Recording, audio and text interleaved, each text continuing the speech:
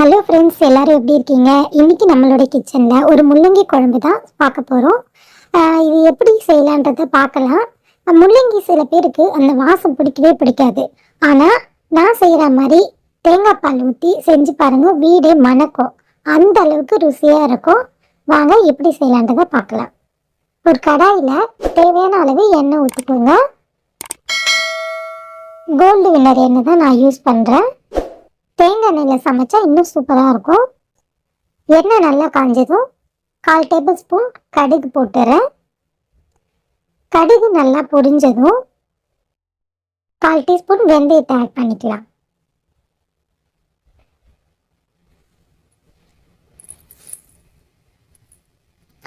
வெந்தயம் நல்லா பொரிஞ்சதும் ஒரு 7-8 பூண்டு அதையும் ஆட் பண்ணிக்கலாம்.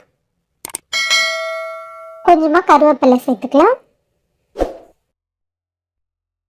நல்லா பொரிஞ்சதும் 3 மீடியம் சைஸ் உள்ள வெங்காயத்தை கட் பண்ணி வச்சுருக்கேன், அதையும் ஆட் பண்ணிக்கலாம்.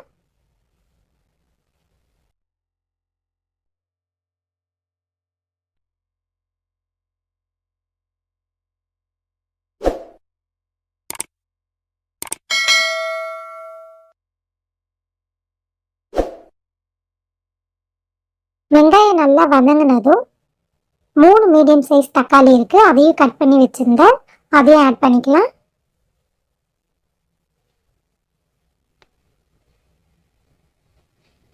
தக்காளி நல்லா குழைவாக வேகணும். அதுக்கு கொஞ்சமாக கல் உப்பு ஆட் பண்ணிக்கிறேன்.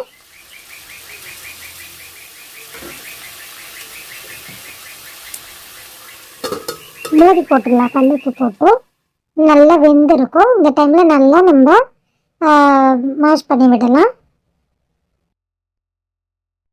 கொஞ்சமாக மஞ்சள் பொடி சேர்த்துக்கலாம்.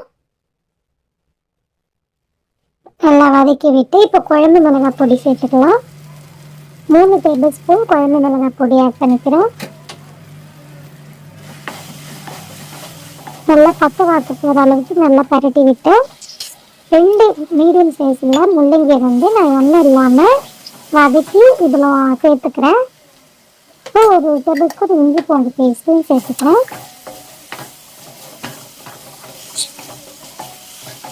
நல்லா வதக்கி விட்டுட்டு தேவையான அளவு தண்ணி ஆட் பண்ணிக்கலாம். குழம்புக்கு எவ்வளோ தேவையோ அவ்வளோ தேவையான அளவு தண்ணி ஊற்றிக்கலாம். குழம்பு நல்லா கொதிக்கட்டும். பால் வந்த பிறகு கொஞ்சமாக புளி எடுத்து புளி தண்ணியை ஆட் பண்ணிக்கலாம். இப்போ நல்லா குழம்பு கொதிக்கணும். இந்த பச்சை வாசனை எல்லாமே போகணும்.